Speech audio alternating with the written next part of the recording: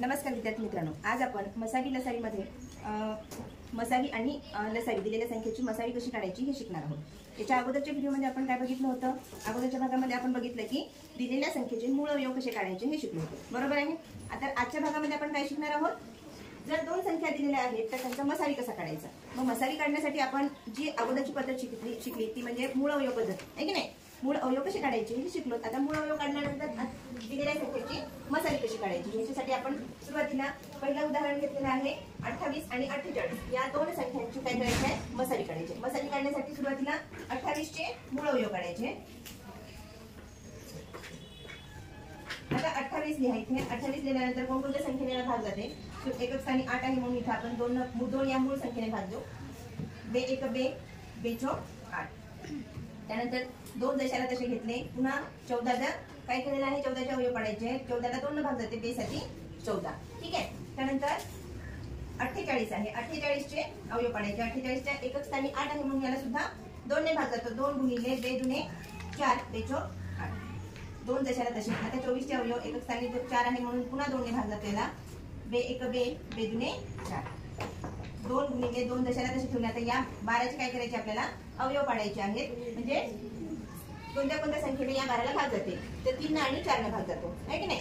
तर 3 गुणिले 4, नंतर 2 गुणिले 2 गुणिले 3 गुणिले, आता या 4 ला कोणत्या संख्येने भाग जातो? 2 ने जातो, आहे की नाही। 2 गुणिले 2, बे दुने 4। आता हे झाले 28 चे मूळ अवयव आणि हे झाले 48 चे मूळ अवयव। आता याच्यामध्ये सामायिक अवयव कोणते आहेत किंवा सामायिक विभाजक कोणते आहेत? सामायिक विभाजक।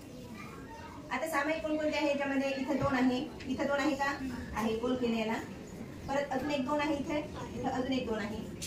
नंतर इथे 7 आहे, या खाली 7 आहे का? 48 च्या विभाजकामध्ये 7 आहेत का? नाही, मग हे सोडून द्या। परत इथे 3 आहे, वर 3 आहेत का? नाही। इथे खाली 2 वेळा 2 आहे, वर आहेत का? नाही। म्हणजे 28 आणि 48 चे सामायिक विभाजक कोणकोणते आहेत? 2 आणि 2, आहे ना। म्हणून मसावी काढत असताना काय करणार आहोत आपण? जी सामायिक विभाजक आहेत, इथे जे सामायिक विभाजक काढलेले आहेत आपण, त्या सामायिक विभाजकांची काय करायचे? गुणाकार करायचे। 2 गुणिले 2 बरोबर बे दुने 4। तर 28 आणि 48 या दोन संख्यांचा मसावी किती आला? इथे 4 आला। समजलं? अजून एक उदाहरण घेऊया।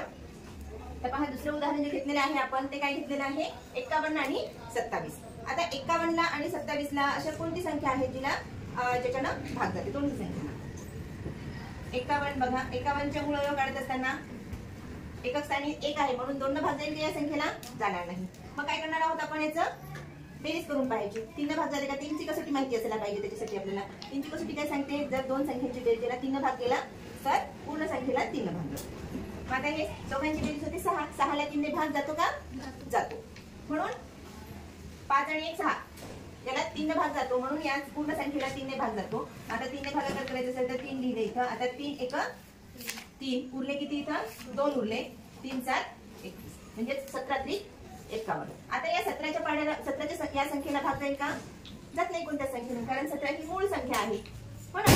17 ही काय आहे? मूळ संख्या आहे। मूळ संख्येला दुसऱ्या कोणत्याही संख्येने भाग जातो का? जात नाही। 1 आणि 3 संख्या या दोन संख्येने भाग जातो, म्हणजे दोनच विभाजक असतात।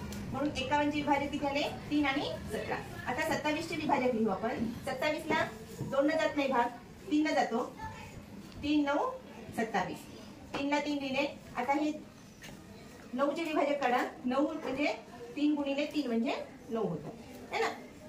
9 ला कोणत्या संख्येने भाग जातो? 3 ने जातो भाग। मग 3 चा पाडा किती वेळा म्हणला आपण? 3 त्रिक 9। आता हे सुद्धा मूळ संख्या आली, ही सुद्धा मूळ संख्या आली। आता याचे विभाजक पडतात का? पडत नाही। जेव्हा विभाजक पडत नाहीत तेव्हा आपण तिथे स्टॉप करायचं आहे। आता सामायिक विभाजक लिहायचं। म्हणजे 27 चे मूळ अवयव किती आले? 3 गुणिले 3 गुणिले 3 आलेले आहेत आणि 51 चे मूळ अवयव 3 गुणिले 17 आलेले आहेत। आता इथे सामायिक अवयव काढत असताना सामायिक विभाजक कोणकोणते आहेत? मग इथे 3 आहे, इथे सुद्धा 3 आहे, इथे 17 आहे, खाली 17 आहेत का? नाही। इथे 3 आहे, वर 3 आहेत का? पुन्हा नाही, फक्त एक वेळा 3 आहेत। म्हणजे सामायिक विभाजक किती आहे याच्यामध्ये? 3च आहे। म्हणून मसावी किती राहणार आहे? मसावी बरोबर 3च राहणार आहे याचा। 51 आणि 27 चा मसावी किती राहणार आहे? म्हणून 51 व 27 चा मसावी किती आहे? 3 आहे। मोठ्यात मोठा सामायिक विभाजक कोणता आहे? 3च आहे। ठीक आहे. यानंतर पुढचं एक उदाहरण घेऊ म्हणजे तुम्हाला पूर्णपणे हा भाग समजून जाईल. 25, 15 आणि 35. आता सुरुवातीला 25 चे अवयव काढा. एकच स्थानी 5 आहे म्हणजे 25 ला कोणत्या संख्येने भाग जातो? 5 ने भाग जातो. 5 गुणिले 5, 5 5 25. नंतर 15. आता दोन्ही मूळ संख्या आल्या त्यामुळे आपण इथे स्टॉप केलं. याचे विभाजक पुन्हा पडत नाहीत म्हणून आपण विभाजक काढले नाही. त्यानंतर 15 घेतले. 15 ला 3 5 15. आपल्याला पाडेपाठ आहे त्यामुळे जास्त इथे लोड घ्यायची गरज नाही. ठीक आहे. आता 35. 35 चे अवयव 7 च्या पाड्यामध्ये 35 आहे, 5 च्या पाड्यामध्ये 35 आहे. 5 गुणिले 7, 5 गुणिले 7, 7 5 35. इथपर्यंत समजलं. आता याच्यामध्ये पहा, या 25 मध्ये 5 आहे, 15 मध्ये 5 आहे आणि 35 मध्ये सुद्धा 5 आहे. म्हणजे तिघांचे विभाजक काढल्यानंतर प्रत्येकाच्या विभाजकामध्ये एक हा सामायिक घटक आहे, तो म्हणजे 5 आहे की नाही. म्हणून सामायिक विभाजक कोणकोणते आहेत? सामायिक विभाजक 5 आहे फक्त, आहे ना. इथं 5 आहे, इथं 3 आहे, इथं 7 आहे. हे तिन्ही काय आहेत? वेगवेगळे आहेत, म्हणून त्यांना आपण इथे काउंट करणार का? करणार नाही.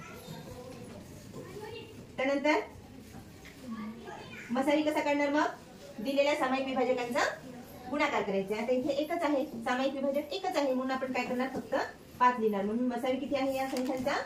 5 आहे. म्हणजे तिन्ही संख्यांना अशी कोणती संख्या आहे, मोठ्यात मोठी संख्या आहे जिच्यानं भाग जातो, तर ती संख्या आहे 5. समजलं? नक्की?